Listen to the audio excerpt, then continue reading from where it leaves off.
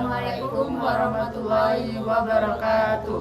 Perkenalkan, kami dari kelompok 7 akan menjawab pertanyaan dari kelompok 1 sampai dengan 12. Perkenalkan, nama saya Muhammad Rizal Ardiansyah dengan NIM akhir 631. Perkenalkan, nama saya Dwi Nurwidianisi dengan NIM akhir 659. Perkenalkan, nama saya Putri Permatasari dengan NIM akhir 655. Perkenalkan, nama saya Miftahul Afifah dengan NIM 667. Pertanyaan dari kelompok 1. Apa dampak nilai-nilai etika Islam terhadap inovasi produk dan pemilihan teknologi dalam produksi? Saya akan menjawab dari kelompok 1. Nilai-nilai etika Islam dapat memberikan dampak signifikan terhadap inovasi produk dan pemilihan teknologi dalam produk. Etika Islam mendorong nilai-nilai seperti keadilan, kejujuran, dan keseimbangan. Dalam konteks inovasi produk, hal ini dapat mengarah pada pembangunan solusi yang bermanfaat bagi masyarakat dan lingkungan dengan mengutamakan keadilan dalam distribusi manfaat. Pemilihan teknologi juga dapat dipengaruhi oleh prinsip-prinsip etika Islam seperti kehati-hatian dalam menggunakan teknologi yang dapat membahayakan manusia atau lingkungan. Keberlanjutan dan keberdayaan masyarakat juga menjadi pertimbangan penting dalam memilih teknologi. Secara keseluruhan, nilai-nilai etika Islam dapat menciptakan lingkungan inovasi yang melandaskan integritas, keadilan, dan keberlanjutan dalam pengembangan produk dan penilaian teknologi. Dari kelompok 2, suatu perusahaan di lingkungan ekonomi Islam ingin meningkatkan produksinya. Menurut kelompok Anda, apa saran yang tepat mengenai strategi produk yang sesuai dengan prinsip-prinsip syariah, serta apa dampaknya terhadap masyarakat dan lingkungan? Saya akan menjawab pertanyaan dari kelompok 2 dari Mbak Azimbi. Karakteristik elemen ekonomi Islam memiliki beberapa elemen yang mendukung inklusivitas ekonomi untuk berbagai lapisan masyarakat. Beberapa karakteristik tersebut melibatkan prinsip-prinsip distribusi kekayaan, keadilan sosial, dan partisipasi aktif masyarakat. Berikut adalah beberapa poin yang menjelaskan bagaimana karakteristik ekonomi dalam mendukung inklusivitas. Zakat dan infak. Sistem zakat dan infak dalam ekonomi Islam mendorong distribusi kekayaan secara adil. Keadilan dalam transaksi. Prinsip keadilan dan kejujuran dalam transaksi bisnis adalah aspek utama ekonomi bisnis. Larangan riba dalam kurung bunga. Ekonomi Islam melarang riba atau bunga yang bertujuan mencegah pemiskinan dan eksploitasi ekonomi. Partisipasi masyarakat.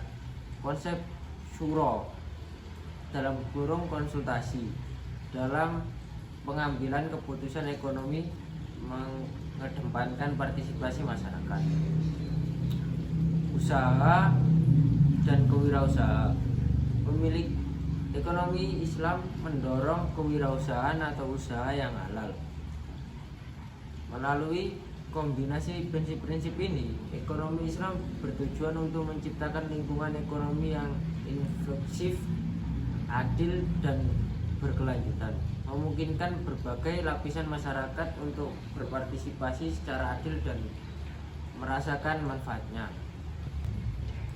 Pertanyaan dari kelompok 3. Apakah perbedaan antara produksi yang sesuai ajaran Islam dengan proses produksi yang bertentangan dengan ajaran Islam? Jelaskan.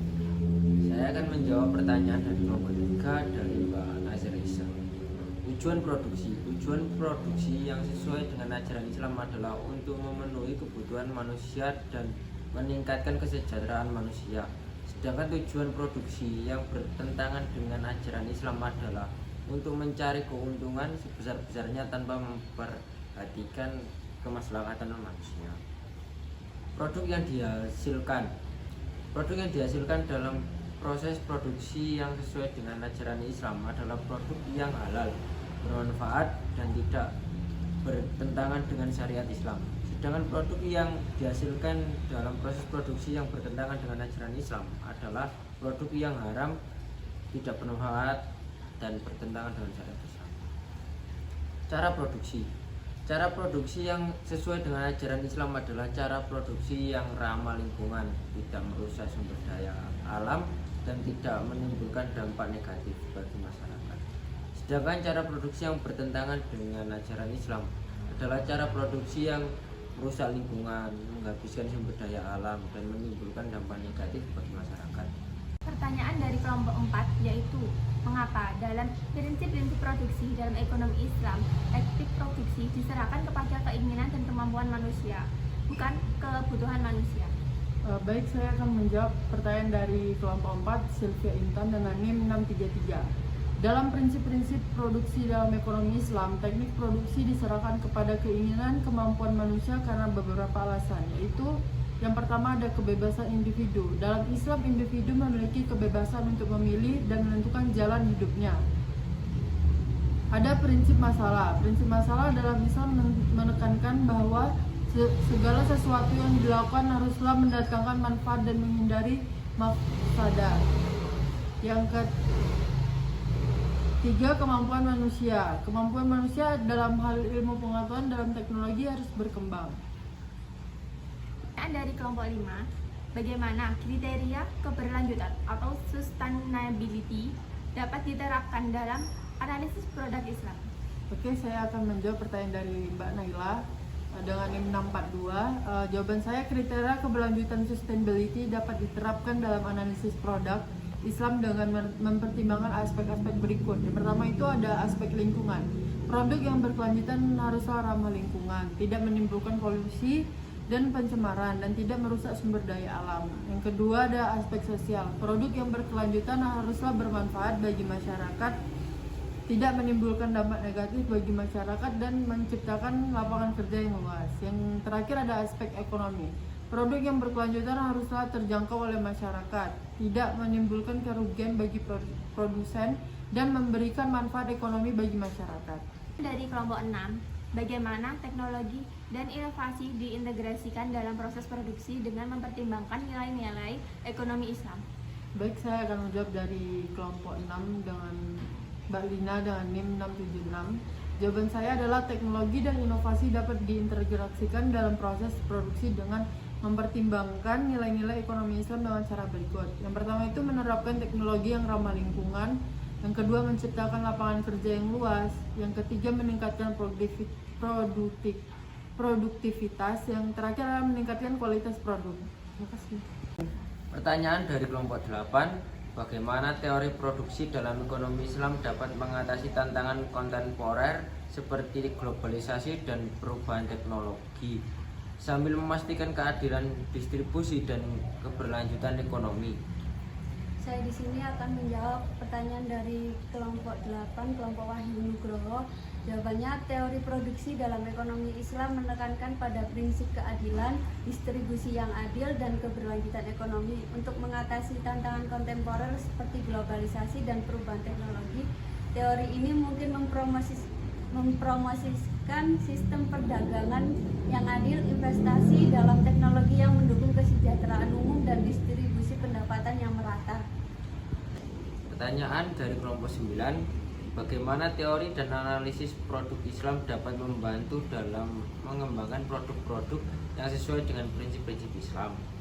Saya di sini akan menjawab pertanyaan dari kelompok 9 dari Mayasa 687. Jawabannya, teori dan analisis produk Islam dapat membantu mengembangkan produk yang sesuai dengan prinsip-prinsip Islam dengan mengedepankan kepatuhan terhadap hukum syariah. Analisis tersebut dapat melibatkan aspek seperti memastikan kehalalan bahan baku, proses produksi yang sesuai dengan nilai-nilai Islam, serta pemenuhan standar etika dan keadilan dalam distribusi produk.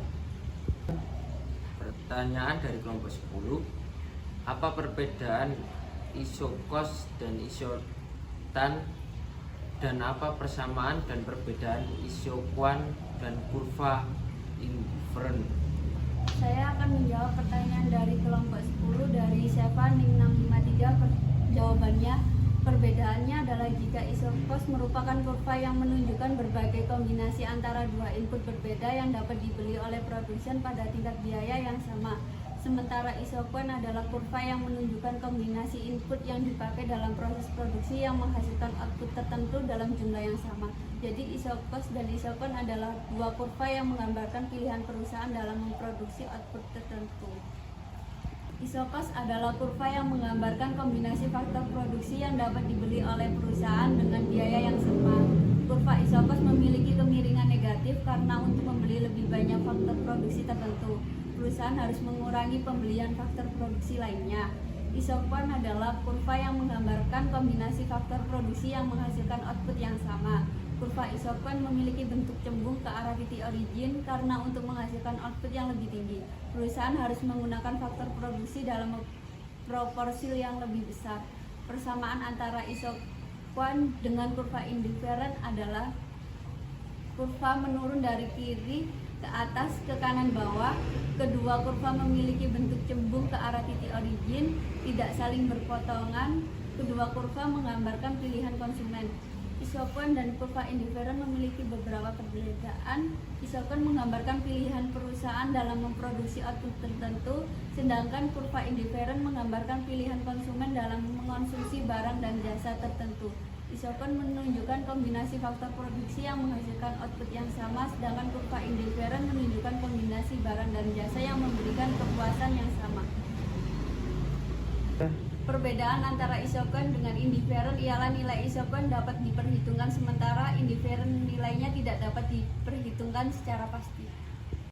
Pertanyaan dari kelompok 11, bagaimana Islam memandang efisiensi dalam produksi dan bagaimana prinsip-prinsip tersebut diintegrasikan dalam analisis produksi ekonomi Islam? Saya akan menjawab dari kelompok 11, yaitu dari Dimas Aditya, NIM 699. Dalam pandangan Islam, efisiensi dalam produksi tidak hanya dilihat dari sisi ekonomi, tetapi juga dari sisi sosial, moral, dan lingkungan. Efisiensi produksi dalam Islam berarti penggunaan sumber daya yang terbatas secara optimal untuk menghasilkan output yang maksimal. Adapun prinsip-prinsip efisiensi produksi dalam Islam dapat diintegrasikan dalam analisis produksi ekonomi Islam melalui beberapa cara. Yang pertama, menerapkan konsep maslahah, dan yang kedua, mengoptimalkan penggunaan sumber daya, dan yang ketiga, menciptakan keadilan, dan yang terakhir, keempat, yaitu melindungi lingkungan. Pertanyaan dari kelompok 12, bagaimana teori produksi membantu memahami proses ekonomi yang melibatkan transformasi faktor produksi menjadi hal produksi, dan mengapa pemahaman ini penting dalam menciptakan barang atau jasa yang sesuai dengan kebutuhan? Baik, saya akan menjawab dari kelompok 12, yaitu teori produksi membantu memahami proses ekonomi yang melibatkan transformasi faktor produksi menjadi hasil produksi dengan cara menjelaskan hubungan antara input atau faktor produksi dan output atau hasil produksi. Teori produksi menunjukkan bagaimana perubahan input dan dapat mempengaruhi output, dan bagaimana produsen dapat memilih kombinasi input yang optimal untuk menghasilkan output yang diinginkan. Untuk pemahaman tentang teori produksi penting dalam menciptakan barang atau jasa yang sesuai dengan kebutuhan, karena teori produksi dapat membantu produsen untuk yang pertama untuk memahami kebutuhan masyarakat, dan yang kedua untuk menghasilkan barang atau jasa yang berkualitas, dan yang ketiga meningkatkan efisiensi produksi. Pertanyaan dari kelompok 13, bagaimana hukum syariah mengatur aspek produksi dalam konteks ekonomi Islam? Baik, saya akan menjawab pertanyaan dari kelompok 13, yaitu dari Fauzan, NIM 082. Jadi, hukum syariah mengatur aspek produksi dalam konteks ekonomi Islam melalui beberapa prinsip, yaitu yang pertama, prinsip halal dan tayyin, dan yang kedua, prinsip maslahah, dan yang ketiga, prinsip keadilan, dan yang terakhir, keempat, prinsip berkelanjutan. Pertanyaan dari kelompok 14, bagaimana Islam menyeimbangkan efisiensi dan keadilan dalam produksi? Baik, saya akan menjawab dari kelompok 14, yaitu dari Rangga Dhani, NIM 253. Islam menyeimbangkan efisiensi dan keadilan dalam produksi, yaitu yang pertama ada penerapan sistem bagi hasil. Sistem bagi hasil adalah sistem bagi hasil yang digunakan dalam ekonomi Islam. Sistem itu lebih adil daripada sistem bunga. Yang kedua, ada pemanfaatan sumber daya alam secara berkelanjutan. Dalam Islam, sumber daya alam harus memanfaatkan secara berkelanjutan, sehingga tidak habis di masa depan. Dan yang ketiga, ada produksi barang dan jasa yang halal dan thayyib. Dalam Islam, barang dan jasa yang dihasilkan harus halal dan thayyib, yaitu tidak mengandung unsur-unsur yang dilarang oleh Islam.